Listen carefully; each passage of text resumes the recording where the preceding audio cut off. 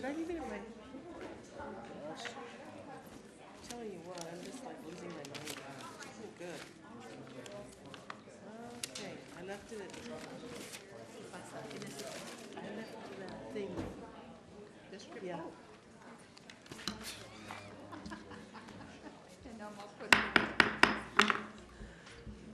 Good evening, everyone. Call this October 23rd, 2019 meeting of the Albuquerque-Bernalillo County Water Utility to order. Member Hart-Stebbins and Trustee Rael are excused. All other members are present. Begin with the invocation, followed by the Pledge of Allegiance, led by Councilor Ken Sanchez.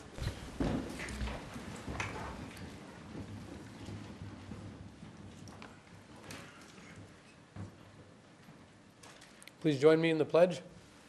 I pledge allegiance to the flag of the United States of America and to the republic for which it stands, one nation, under God, indivisible, with liberty and justice for all. Thank you, Councilor Sanchez. We go next to item 3, which is the approval of minutes. I move approval of the September 25th, 2019 minutes. Second. It's a motion and a second by Casala. and Pena. Councilor Pena. All those in favor say aye. Aye. All opposed say no, and the motion carries. We go next to item 4, which is proclamations and awards, and this is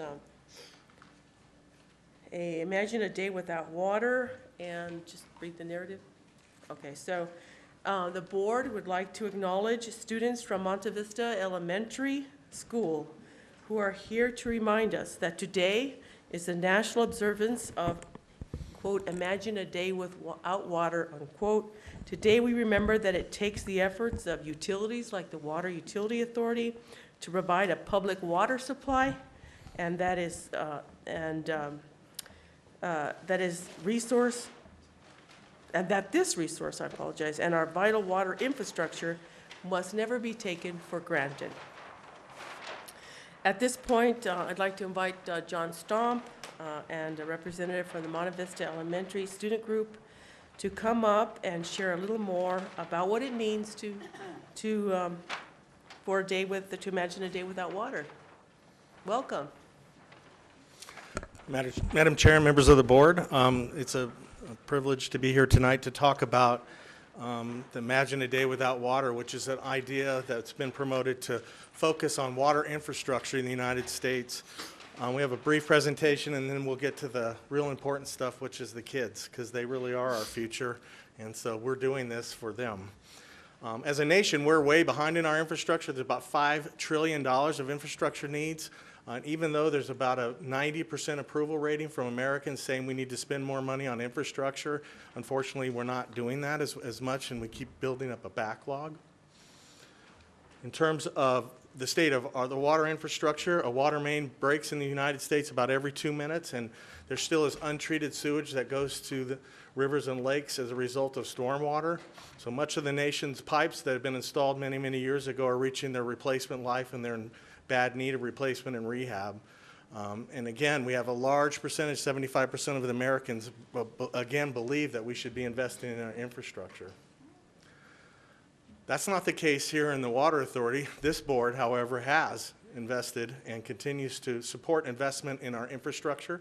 We have continued to increase our spending $3 million a year over the last almost 10 years, and we're going to continue to do that as this board's policy is, to continue to eat into our backlog and to fix the infrastructure that needs to get fixing. So thank you very much for your support. It's for them, as I mentioned, and I'm going to turn this over to Liz, but wanted to say thank you very much for the support for the funding to get the infrastructure fixed. All right, Liz. Thanks. All right, can we use this one? Okay. So a couple of the kids, they've been thinking a lot about water on this day and how important it is to all of us and our everyday lives. So they were thinking it would be fun to come and say a little something about water. So does one of you guys want to take a turn? You want to say something, Regan? Thank you. Mom, my name is Regan White, and I came here, well, only because Liz asked me to, but I also came here to support water, and what we would do if we didn't have it. If we didn't have water, we wouldn't survive. And if we didn't have water, trees wouldn't live. And trees give us oxygen to breathe today. Oh, sweet.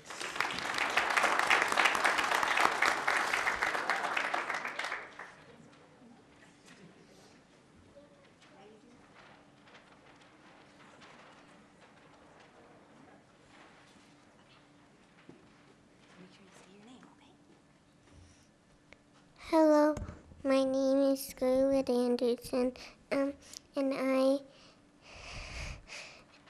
So what is it? Do you have water in your body? I'm here because Do you need water to be alive? because we need water to be alive.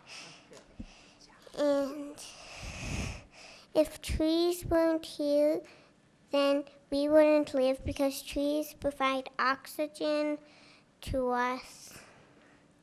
Good job.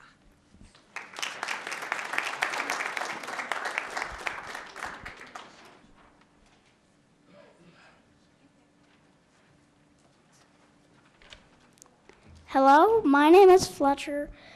Okay. And without water, we would not live. And water comes from two basic components, hydrogen and oxygen. Oxygen we need to breathe.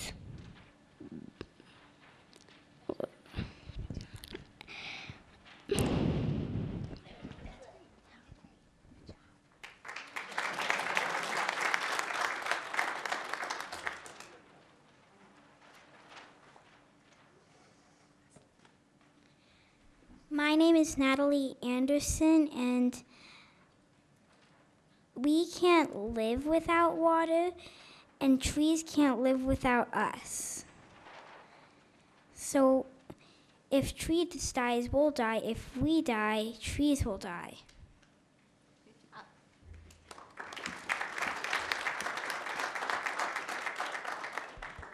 So thank you all very much. Good job, guys. Thank you.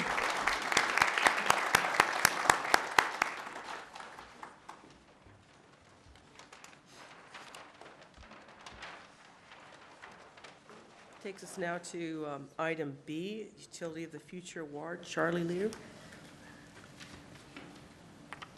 Welcome. Thank you, Madam Chair. This award is a joint collaboration by the Water Environment Federation, National Association of Clean Water Agencies, Water Research Foundation, and the Water Reuse Association, with some guidance from EPA, and it recognizes utilities that are looking towards the future and adopting practices that recognize the value of this resource. We've been previously recognized for our efforts in energy generation and recovery, water reuse, and also biosolids reuse. This award this year for 2019 recognizes an important element, which is community partnering and engagement. It's nice to know always to check in with the people we're serving to make sure we're headed on the right track, and that's what we're being recognized for this year. In the future, we hope to go after recognition for energy efficiency, also watershed stewardship, and possibly nutrient resource and recovery. So I present this award to the governing board, and thank you for your support that made it possible. Thank you very much. We're excited about that. It says a lot about the leadership and the staff of the water utility, so thank you. Did you want to come up, or and then? Usually at the commission, there's somebody with a camera, so. Is that you, Luz? Are you going to take a picture? Thank you.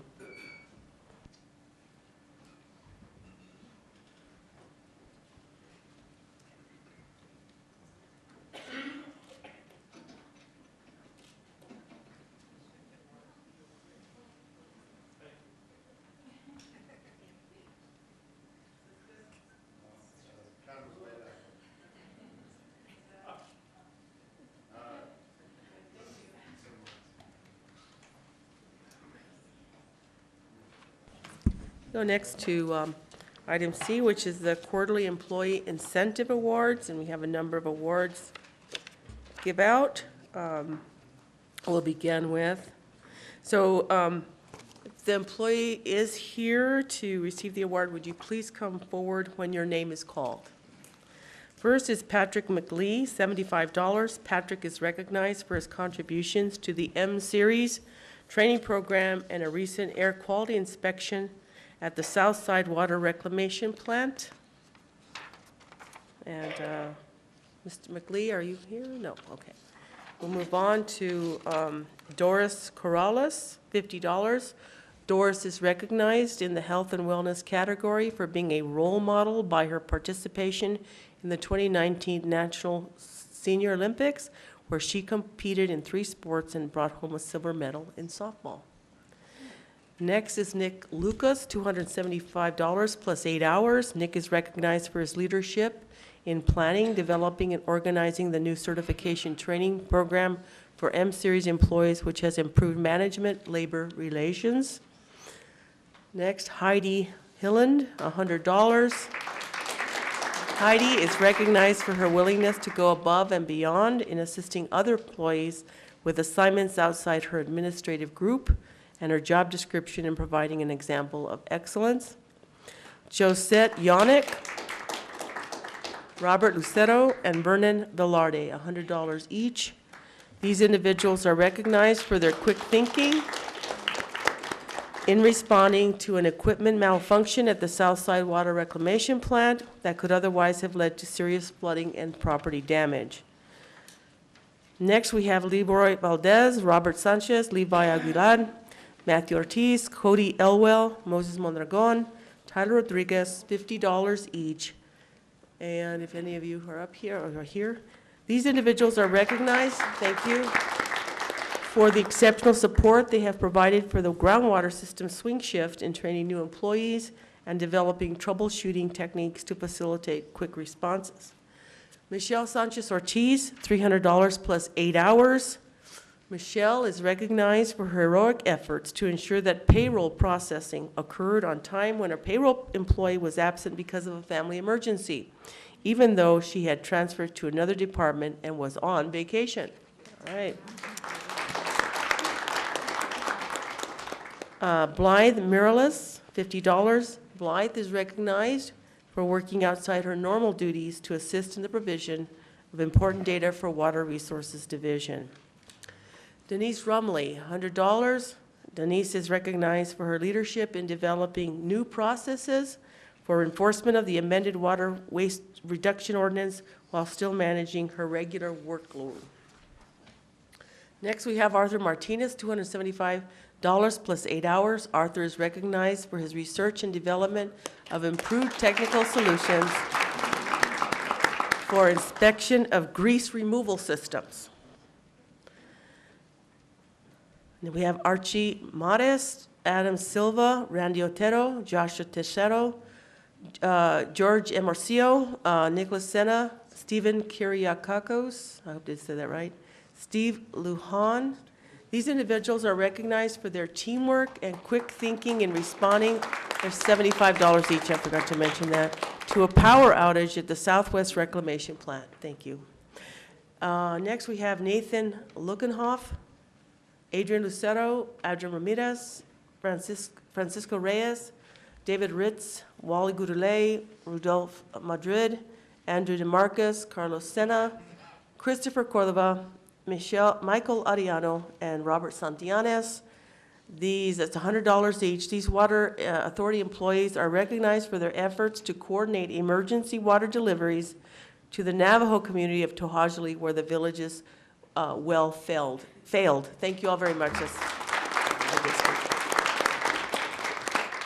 And then we have Jerry Morano for $100. Jerry is recognized for foiling a fraud scheme involving banking information for an important water authority contractor. Yeah. Next we have Claude James Riggins, Deidre Duch, Judith Galvin, yeah. Victoria Derry, Mark Dennis, David Stager, Joaquin Altamirano, Nancy Musinski, Lisa Carrion, Richard Leonard, Richard Costales, $25 each. These individuals are recognized for their participation in the development of ergonomics training materials. Thank you. Next, we have Adrian Gonzalez, $350 plus 8 hours. Adrian is recognized for intervening when he saw a man who had harmed himself with a knife and was threatening to jump off a bridge. Adrian talked to the man and succeeded in keeping him calm until police arrived, possibly saving his life. All right.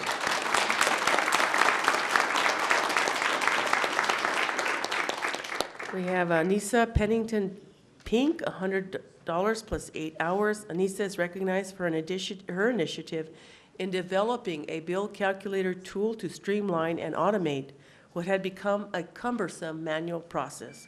Thank you. Next, we have Christopher Aguilar and Jimmy Ryan, $75 each. These individuals are recognized for their efforts in responding to a serious equipment malfunction at the Southside Water Reclamation Plant. And I believe that's the end of the list. Thank you very much. If you'd like to come on, we'd like to come on up. We'd like to shake your hand.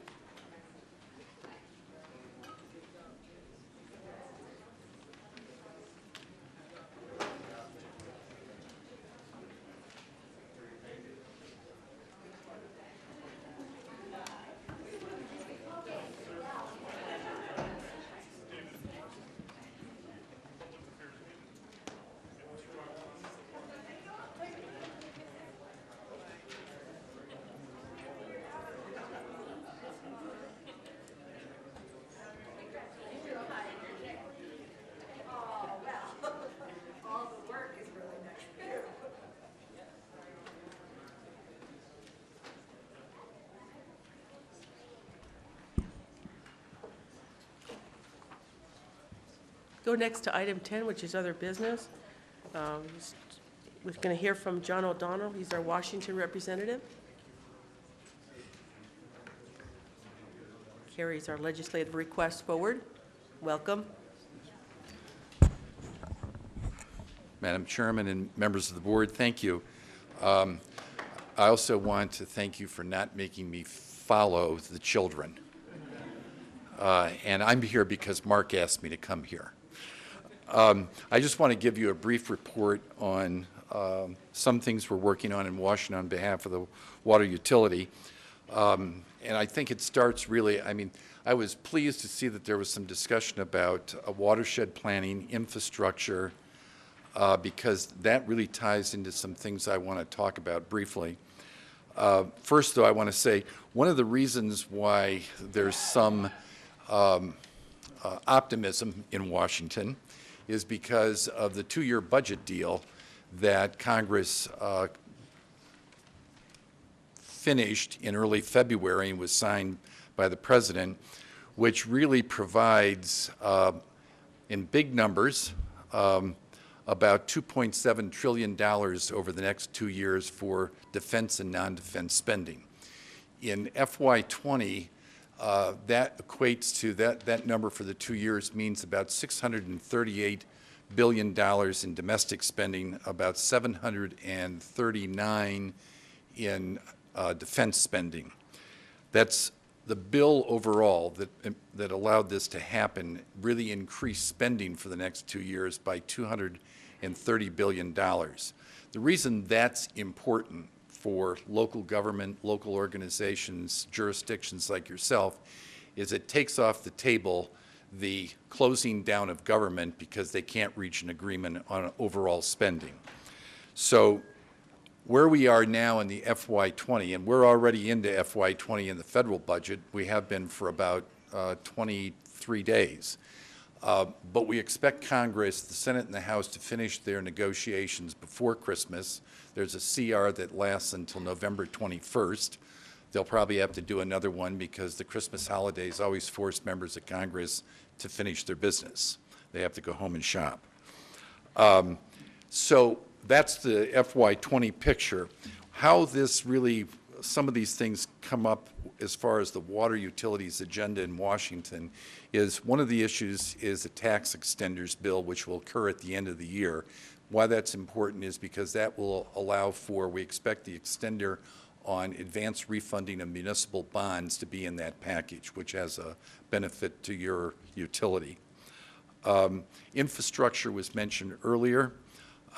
This is an issue in Washington. As John said, there's a lot of agreement on the part of people that drive on your highways, pay your utility bills, but you know the challenge that you have as public servants, and that is it takes money to do this, and it takes revenue, and that for surface transportation legislation is a tax increase in the gas tax, which is never popular, but that is one of the things that will probably get addressed next year when they turn to reauthorizing the FAST Act.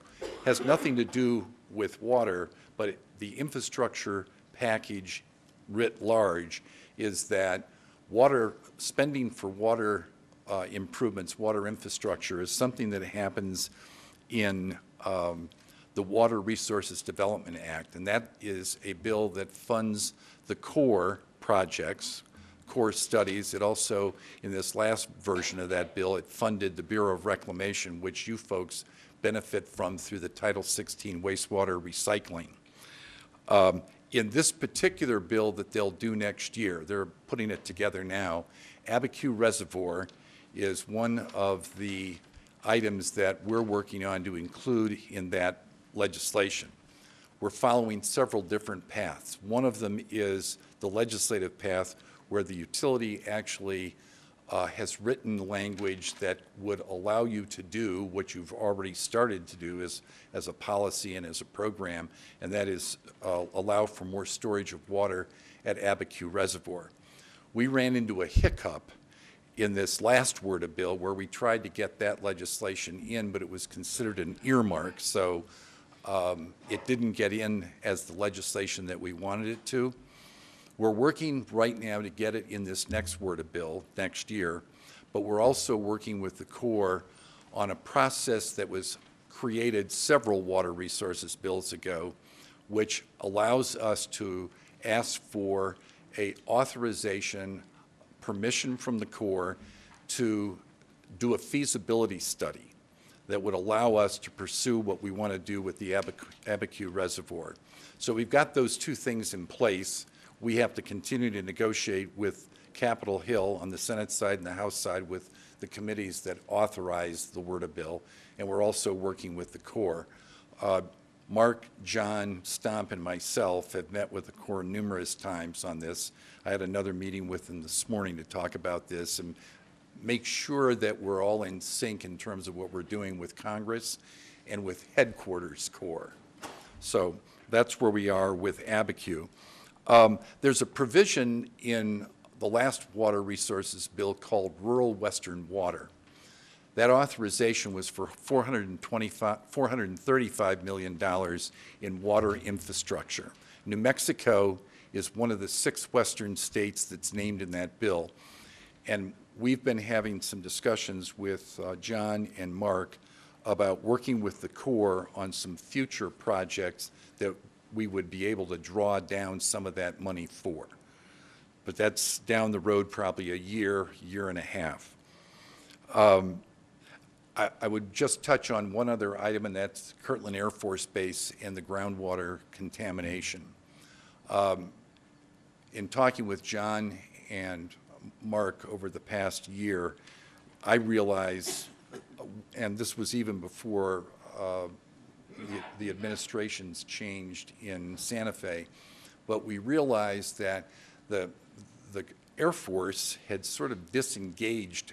That's my impression. I don't know that that's the way it's seen here, but there was a little bit of a disengagement. That's been restarted. Senator Heinrich, who serves on the Senate Armed Services Committee, and Congresswoman Deb Haaland, who's on the House Armed Services Committee, have a provision in the National Defense Authorization Act, which has to pass every year because of armed services.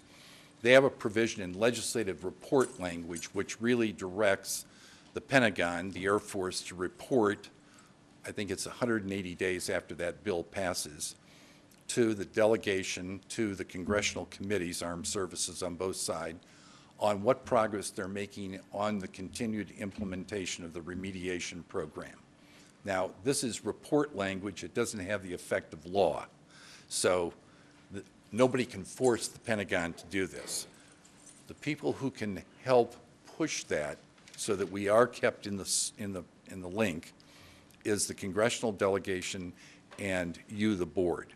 And I've talked with Mark about at a certain time, once the National Defense Authorization Bill is passed, that we get a letter from the Water Utility Board to the Secretary of Defense and the Secretary of the Air Force that basically says we're cognizant of this provision, we're looking forward to your report, and we'll add some other language to that letter demonstrating your continued concern about that. Hopefully, through your work with the Governor's Office and the Department of Environment, we'll get them to weigh in on this too. That would be my recommendation. So that's all I have to report on. Any questions from the board for Mr. O'Donnell? Thank you very much. Okay, thank you. Appreciate that. Thanks. Next, we have 10B, which is improving customer experience. Adrian Candelaria. Welcome. All right. Good evening, Madam Chair, members of the board. My name's Adrienne Candelati, and I'm the Division Manager for Customer Service. So this presentation is going to describe to you how the Water Authority is planning to improve our customer service, our customer experience overall through a new customer portal. So you might be familiar that customer service channels and traditionally include over the phone. So we operate a call center. In person, you come to pay us, but also more recently online.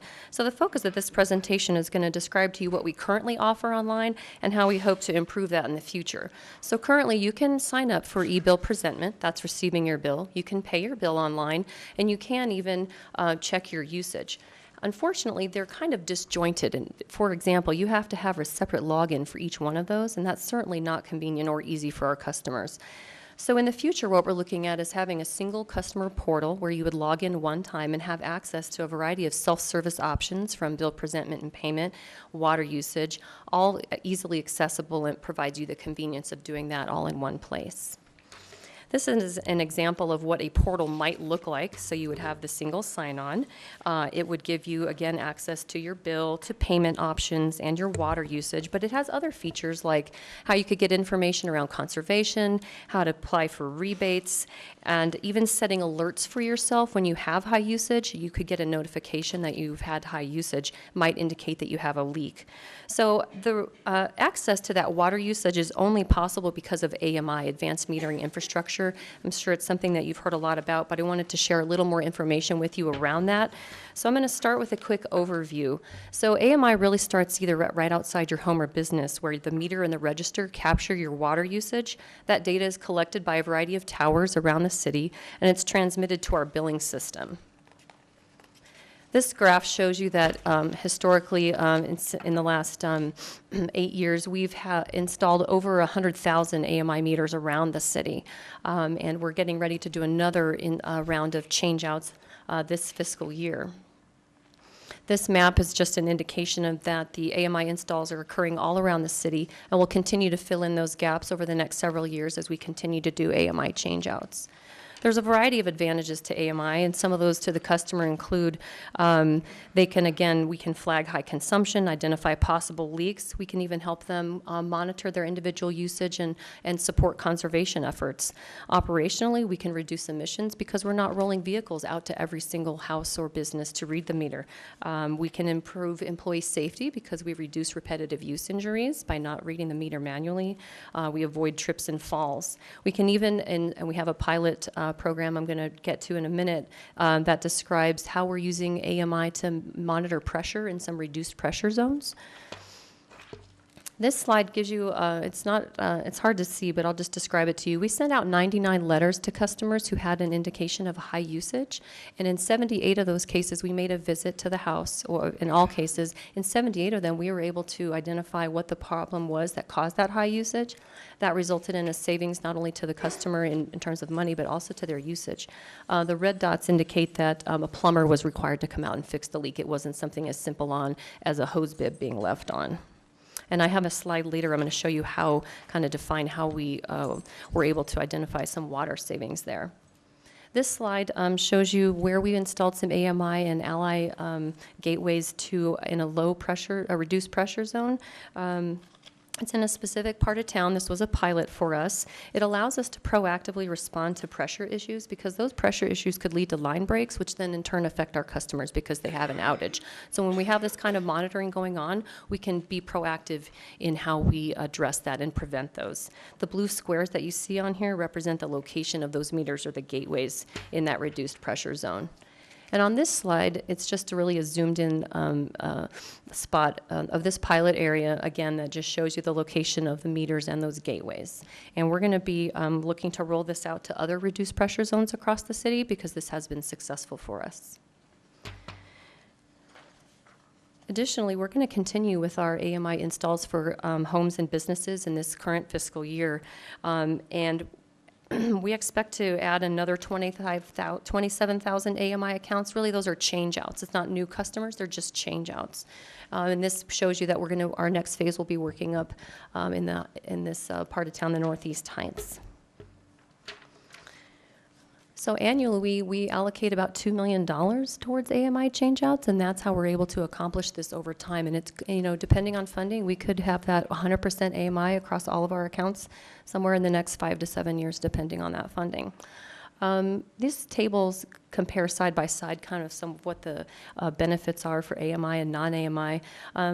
I wanted to just highlight, while the cost benefits to AMI are one thing, we also continue to grow our base system in terms of water and sewer accounts, but we don't have to add any other additional FTEs because we are able to use the staff that we have to continue to monitor. They can do investigations of continuous usage. They help with troubleshooting, and they're always continuing to install and change out our meters to AMI. So we can accommodate that growth without adding any FTEs. So that's another benefit. On this slide, you can see how a customer might view hourly and weekly usage. So the blue bar graph indicates a time of day on the left, and across the week, what that usage looks like. And on one slide, you can even overlay the temperature. So what's going to be important here, back to the portal, is connecting this AMI into the portal so that customers have access to that and can take advantage of all those benefits. And one of those things I mentioned earlier was setting an alert. So most of us use our phones these days to, it's really like our computer walking around in our pocket. You can use it to get information, pay bills, et cetera. And now we're, in the future, we're looking at adding the ability to add alerts about your bill and your usage so that you can know when something's happening almost immediately, not a month after it's happened. On the operations side, some of the benefits we have is that we can monitor and troubleshoot AMI. If we're not getting a read because something's gone wrong with the device, we'll know that right away. We don't have to wait a month because we get continuous reads, and it gives us an alert when something's not working. So it also reduces the necessity to send a technician out to the site if it's something we can fix remotely. On this slide, I wanted to just point out those 99 letters that we sent out and made visits to. The green bar, that's the 78 accounts that once we made that visit, whether it was a leaky toilet or a leaky hose bib, the customer was able to address it, and we were looking at not only a savings for them on their bill, but also overall a water savings. So the advantages here are specifically, in this case, leak detection and the correction of that. The next 3 slides really just are examples of what a continuous usage looks like. So what you're looking at on the first slide is just the month of December. This is for a particular account a few years ago. You can see the blue bars indicate high usage. The blue ribbon indicates the temperature. So when the temperature dropped, that usage spiked. That might indicate a leak because something broke. And in the next slide, you can see that this is by the hour. So you can see how that consumption stayed high. Again, that indicates that this wasn't just somebody doing their regular business during the day at home, that something was wrong. So this is a case where we would send out a letter, make a site visit, that sort of thing. Once that was fixed, on the next slide, you can see that the water usage dropped off. It just went back to normal. So how do we tie this all together back to our customer portal? AMI is certainly an important piece of that, and we're going to continue to implement and roll that out through changeouts, in addition to the e-bill payment and presentment. So we're going to be working with a web developer consultant over the next several months to gather our requirements, to meet with our customers through customer conversations, to have some focus group meetings. We're going to visit with the TCAC around that, and we're certainly going to gather all of our internal stakeholders from across all the divisions and gather input and information from them about what's important for them moving into this portal and a website redesign. So we're looking to launch this in the mid-2020 calendar year. So that concludes my presentation, but I stand for any questions that you might have about that. Thank you. Councilor Sanchez. Thank you, Madam Chairman. I'm a little bit curious, under customer usage, you've got 320 Yucca Drive Northwest. That was my next-door neighbor, who I think Yeah. still lives in the That's a home. problem customer. No, that's my address. 320 Yucca Drive? Yes. Okay, I was just kind of curious, because I know the family that does live there, because my mom lived at 324, Yep. and my daughter and my Yeah. son-in-law live at 324. Yes.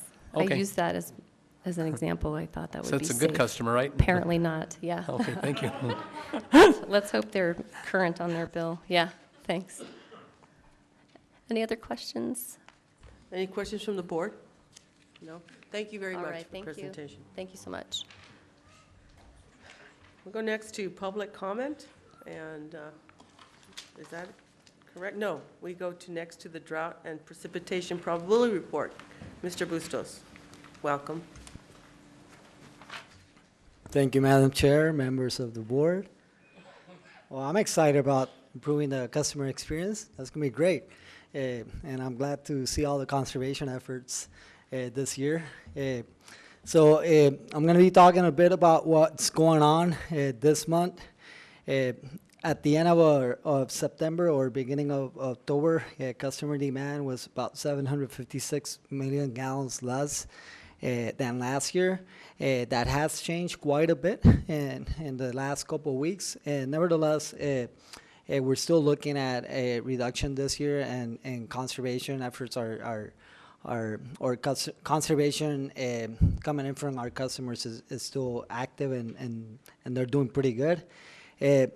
What makes the difference is that last year, we had about 2.5 inches of precipitation. This year is if we've gone in half in some parts of the city, that will be almost too much.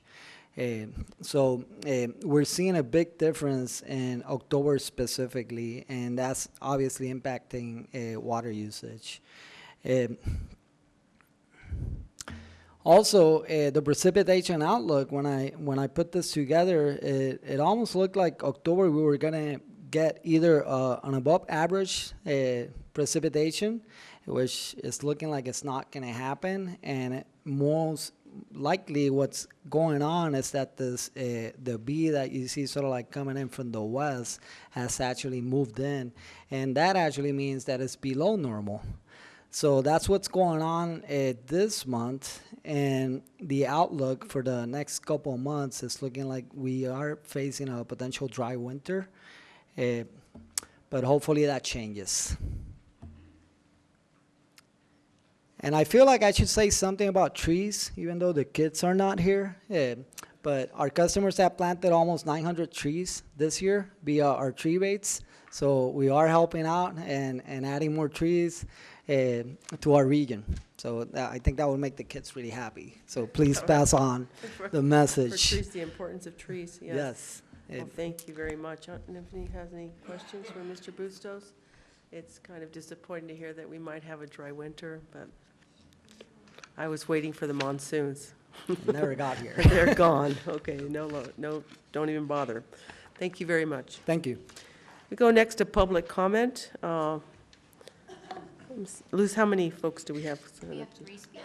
3 speakers, okay, so for our speakers, you have 3 minutes to speak with a warning at 2.5. So, welcome, first speaker. Geraldine Amaro, followed by Elaine Hubbard. Okay. Welcome.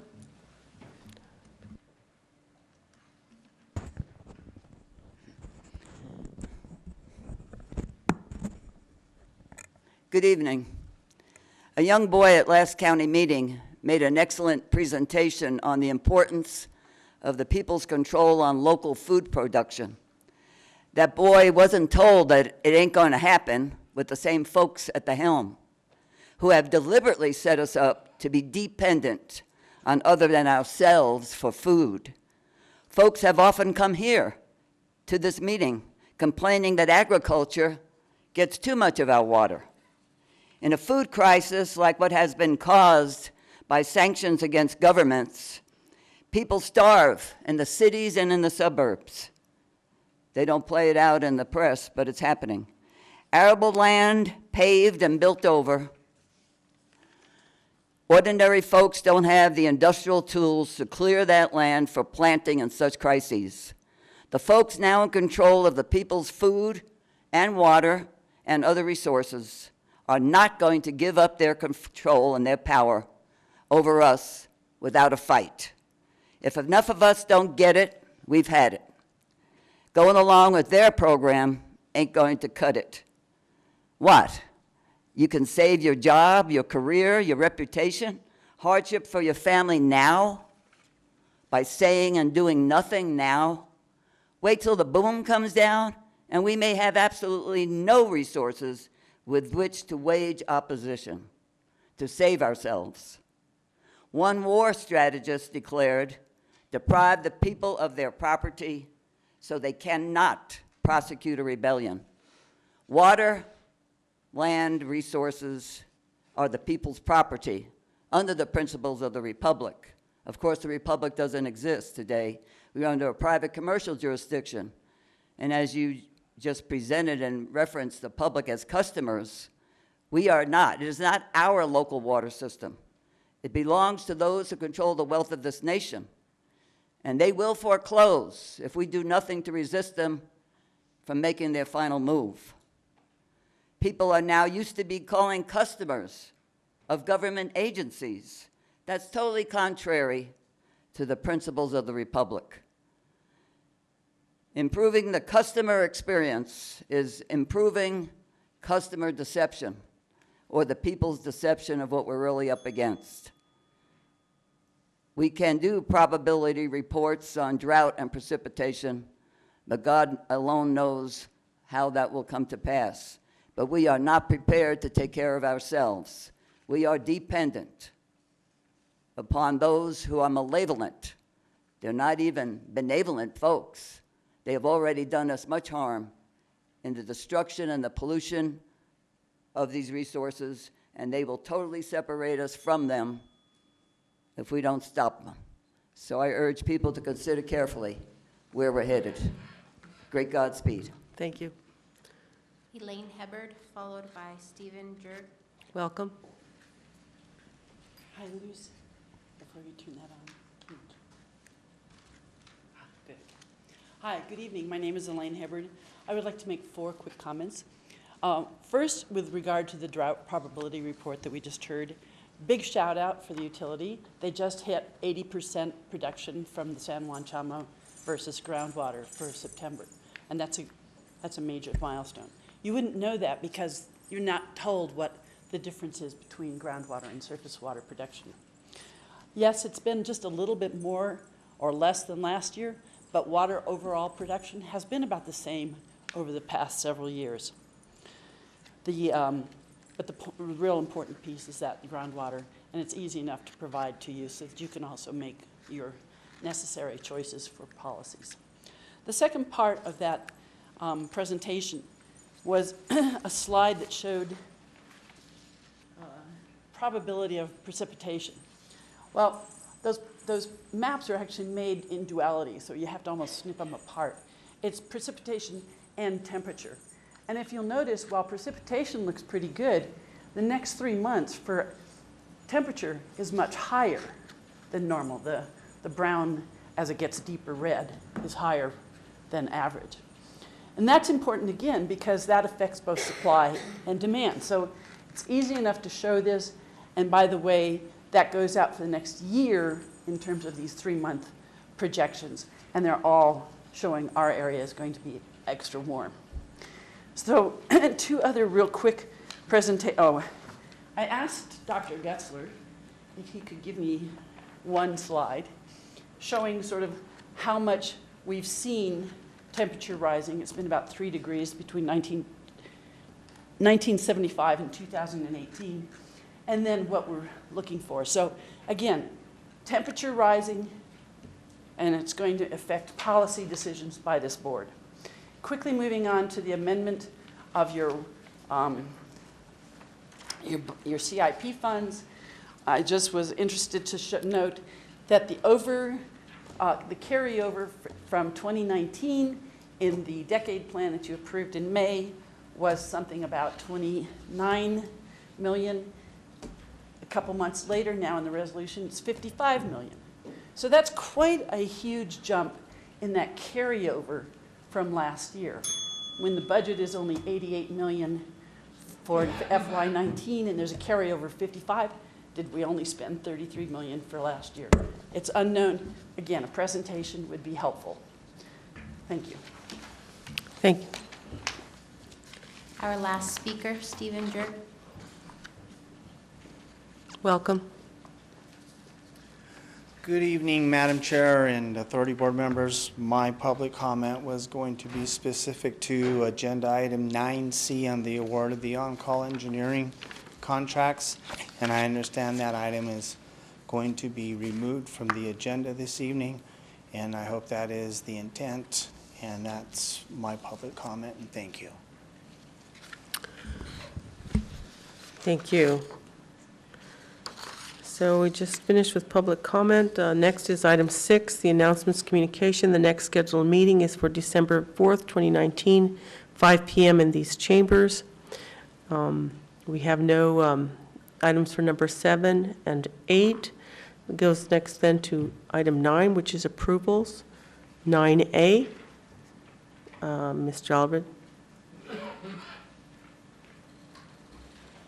This is R1923, amending funds for the capital implementation program for the utility for the fiscal year 2020. Madam Chairman, please recommend approval to be able to move unobligated funds or unspent appropriations from fiscal year 19 to fiscal year 20 to continue doing work in our capital funds, and this only applies to our capital funds. I stand for any questions. There was a comment about the amount that was being moved earlier. Would you want to address that? Madam Chairman and members of the board, what we historically do for CIP is those funds are funded every year, and as you remember, we've increasing that by about $3 million a year. But unlike the operating fund, the capital fund are projects that last 3, 4, 5 years in length. So these appropriations are put into place. With the appropriation in place, it allows us from a procurement perspective to go out and bid these jobs and enter into contract with jobs because we have an allowable appropriation to do these jobs. But these jobs do take more than 1 year in time to be finished. And it is required by the Department of Finance and Administrative Services for the state of New Mexico that we now present this amount to the boards or to local governments every year and move those balances forward. What we'll probably do in the next year's budget is build that into the resolution for capital, so we don't have to come back and do that with the board. But that is the intent of why those dollar amounts are being spent. But we do spend every CIP dollar that has been appropriated by this board. Okay, are there any questions from the board for item 9A? Is there a motion to approve? There's a motion and a second to approve 9A. All those in favor say aye. Aye. All opposed say no. The motion carries. That takes us to 9B. Madam Chairman, members of the board, this is recommending your approval to write off approximately $36,000 on uncollected debt. All this debt is over 4 years old.